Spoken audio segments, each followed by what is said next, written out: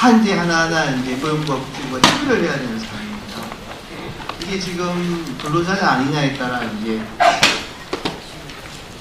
달라지는 거죠. 아니다 그러면은 큰 문제가 없고요. 그동안 해오신 부분이. 근데 만약 근로자다 그러면 이 부분이 다 이제 정책 협의가 돼야 돼요. 굉장히 많은 내용이 있다라는 걸 다시 한번 보게 되고 인식하고 내용도 아주 잘 제시를 해준 것 같고요. 네, 그래서 19쪽에 아마 대안이라고 해서 어떻게 접근할 것인가 뭐 아까 말씀하셨죠. 이게 근로자가 아니다라고 인정하게 되면 지침을 통해서 해서하는 방법이 있고 아니면 입법을 통해서 해서하는 방법이 있다. 어느 방법이든 두 가지 중에 한 가지는 반드시 이루어져야 하고 오늘의 토론회가 그런 합의를 이끌어내는 자리가 돼야 되지 않을까 저는 개인적으로 생각을 합니다. 만약에 근로자라고 인정이 된다면 여러 입법 사례를 들면서 별도 규정을 만들어줘야 현장에서 일을 할 수 있지 않겠나고 이야기를 한 것 같습니다. 근데 그러면서 제가 이 10쪽에 있는 자료를 보니 근로자가 아니다라고 이야기를 하더라도 근로자성이 강하다고 판단된 부분들이 있습니다. 이런 경우는 아무리 근로자가 아니라고 정책 지침을 만들더라도 충돌이 일어날 수 없는 부분입니다. 그럴 경우는 이 근로자로 인정이 될 수밖에 없는 일자리를 수행하는 기관이 실제 현장에서 문제가 되지 않도록 공익성, 근로자성이 보장되는 공익성 일자리에 대해서는 누군가가 그 문제를 해결할 수 있는 지침을 만들어줘야 된다고 생각합니다. 방식, 현장의 어려움이 되지 않도록.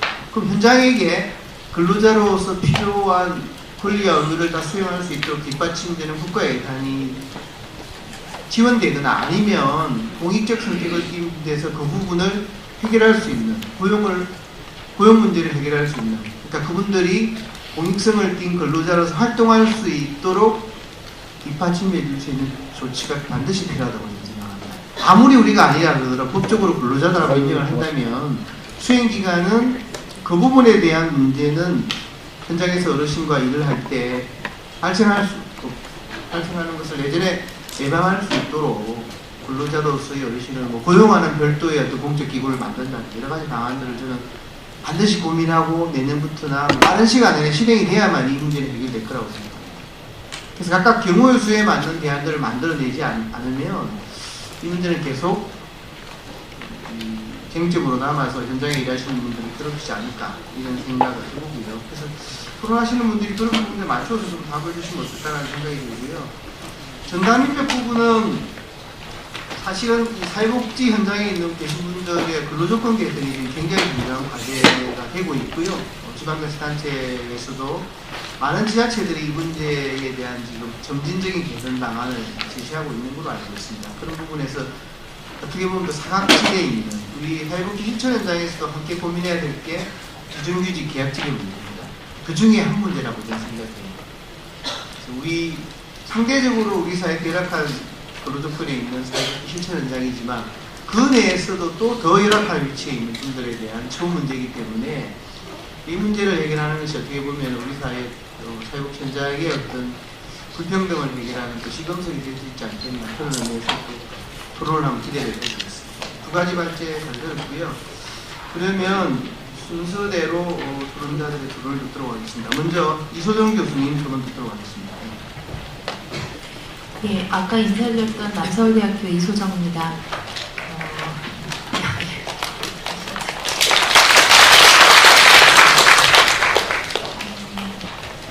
사실 지금 좌장을 맡으신 이인재 교수님께서 어떻게 보면 굉장히 현장에서 일어나는 세부적인 쟁점 중심으로 토론을 요구해 주시는 말씀을 하신 것 같은데 저는 사실 이제 좀 다른 시각을 가지고 있어서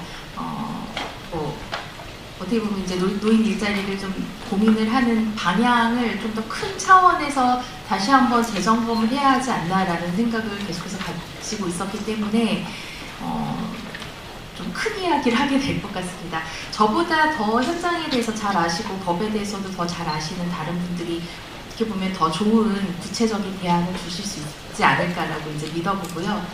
저 같은 사람이 또 할 수 있는 거는 그런 큰 이야기들이 아닐까. 일단 이 문제 근로자성과 관련된 문제에는 어떻게 보면 노인 일자리 사업이 가지고 있었던 더 큰 틀에서 우리나라 복지 정책이 가지고 있는 내재적인 어떤 문제점들이 폭발적으로 나타나는 그런 현상이 아니었을까라고 저는 생각을 하고요. 토론을 준비를 하면서 처음에 노인 일자리 사업이 도입이 되었을 당시, 저는 그 당시 이제 대학원생이었는데요. 그 당시로 이제 생각이 막 거슬러 올라갔던 것 같아요. 저는 이제 노인 일자리 사업에서 출발하기보다 우리나라 복지가 어떻게 발전했는지 그 특수성에 대해서 잠깐만 언급을 하고 이제 노인 일자리 사업 이야기로 좀 넘어가려고 하는데요. 우리나라는 사실 이제 1997년 외환 위기가 발생하기 전까지는 복지가 아주 많이 발전된 국가는 아니었죠. IMF 경제 위기 이후에 복지가 굉장히 비약적으로 발전을 했고요. 노인 복지도 이제 그 중에 하나였고요. 그런데 거기서 이제 우리나라 복지가 어떤 특수성을 갖냐면 외환 위기가 터졌고 그 이후에 외환 위기가 터지고 나서 보니까 우리나라가 너무나 이제 복지가 많이 필요한데 정책이 갖춰지지 않았다라는 사실을 이제 발견을 하고 정부에서도 이제 복지를 막 확충해 나가기 시작했죠. 더불어서 그 당시 이제 외국은 어떤 경험을 하고 있었냐면 이미 2차 세계대전이 끝난 다음에 아주 오랫동안 복지국가라는 것을 경험을 한 다음에 이것의 어떤 나쁜 점, 비효율적인 부분들을 경험을 하고 개편의 과정들을 겪고 있는 때였어요. 그것이 이제 우리나라에는 처음 복지가 등장하는 시점하고 맞물리면서 우리나라는 처음부터 복지가 등장할 때부터 생산성이라는 것을 화두로 복지가 도입이 되기 시작했거든요. 그 김대중 정부에서 발간한 그 복지책인 그 책의 제목 생산적 복지라는 이제 화두를 중심으로 그 책이 발간이 된 걸 보면 이제 알 수 있는데요. 그러면서 그 이후에 확충되어 나간 우리나라의 모든 복지 정책들은 근로, 일과 복지를 연계시키는 방향으로 모든 것이 이제 추진이 됩니다. 그래서 국민기초생활보장제도에서도 자활사업이라고 하는 일과 연계되는 어떤 그런 제도가 들어오게 되고요.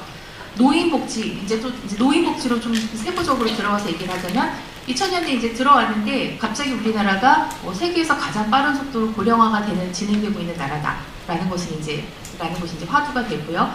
그런데 우리나라는 노인복지와 관련해서 더더욱 더 정책을 갖춰놓은 게 없죠. 어떤 유교주의적인 전통, 가족이 다 부양을 한다는 그런 전통에 근거해서 복지정책이 갖추어진 것이 없는데 어르신들은 당장 노후 준비가 되어 있지 않고 많이 가난하고 일자리도 없고 이런 여러 가지 이제 문제들이 맞물렸는데 그러다 보니까 노인복지 정책은 없고 노인과 관련된 문제는 많고 때마침 우리나라 복지는 굉장히 근로라는 것을 중심으로 확충이 되어 나가고 있는 그런 분위기였고 그러다 보니 이것들이 만나서 사실은 그 당시 제가 기억하기로는 일이라는 화두가 정책에 들어오면 별로 이렇게 의심의 여지 없이 내지는 별로 이렇게 좋은 거다 이게 뭐 필요하냐 안 필요하냐의 문제로 따라서 일과 연계되는 정책이다라고 하면 받아들여지는 그런 분위기가 많이 형성이 됐던 것 같아요.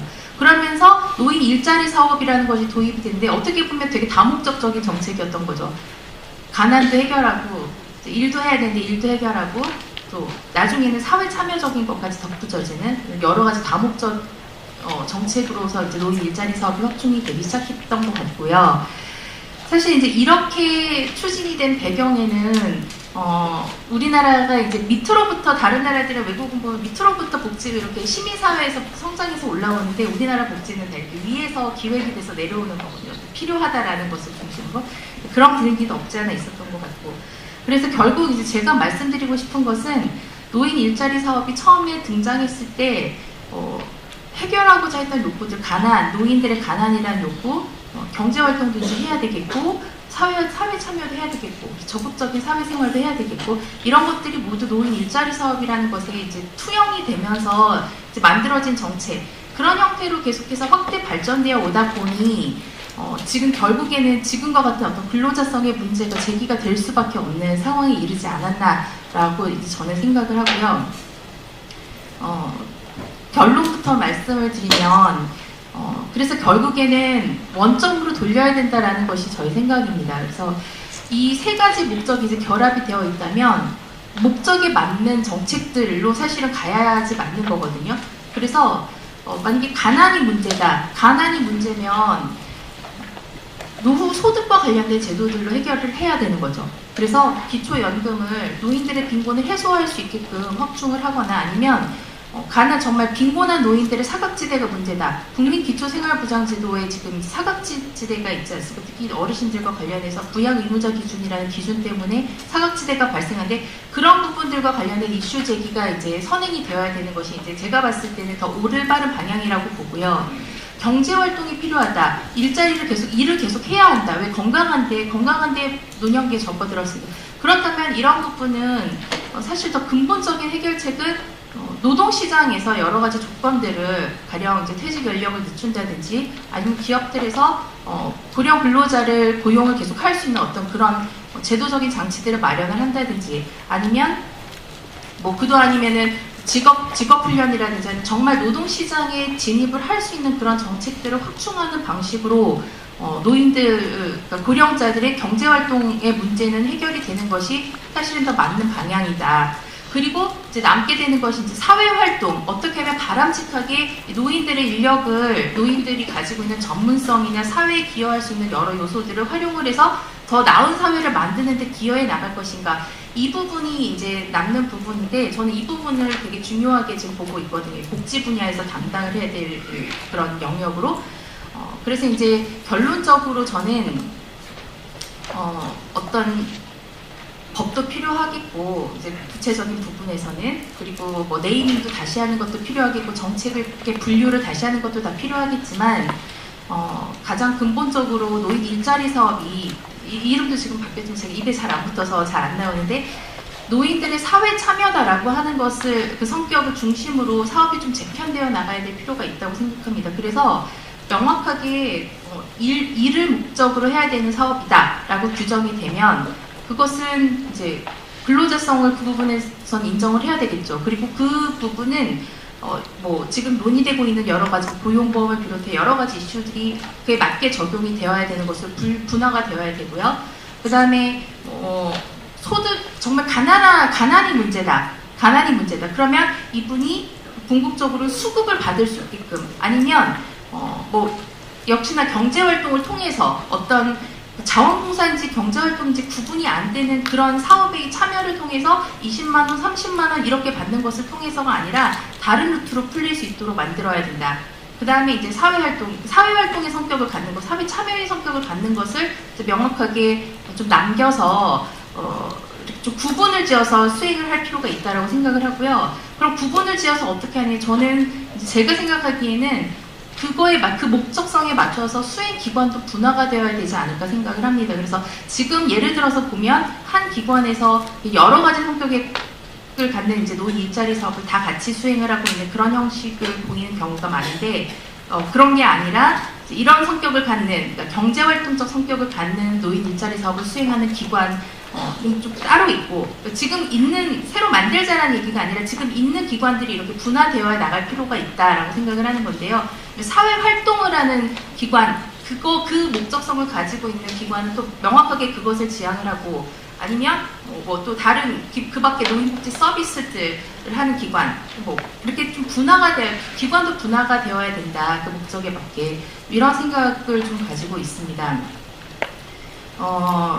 그래서 궁극적으로는 계속해서 이제 일이라는 것을 화두로 봐봐 일도 한다 이렇게 사업을 계속해서 확장시키는 그런 형태보다는 또 다른 가치를 창출을 하고 그러니까 월급을 계속해서 올려야 된다 뭐 최저임금에 맞게 올려야 된다 내지는 뭐 이거 20만 원으로는 지금 가난해서 못 벗어난다 이런 화두가 아니라 이제 월급만이 문제가 아니라 사회활동을 중심으로 놓고 봤을 때는 다른 종류의 인센티브들 예를 들어서 꼭 돈이 아니라 금전적인 보상이 아니라 뭐 네트워크라든지 저도 사실 아이디어는 잘 없습니다. 아니면 어떤 배움의 기회라든지 어떤 동아리라든지 아니면 무슨 단을 만드든지 어떤 다른 종류의 그에 맞는 보상 체계들을 만들어서 명확하게 내가 사회에 기여하고 있다는 것을 보여줄 수 있는 그 명시적으로 목적성에서부터 그런 활동으로 가지고 나갈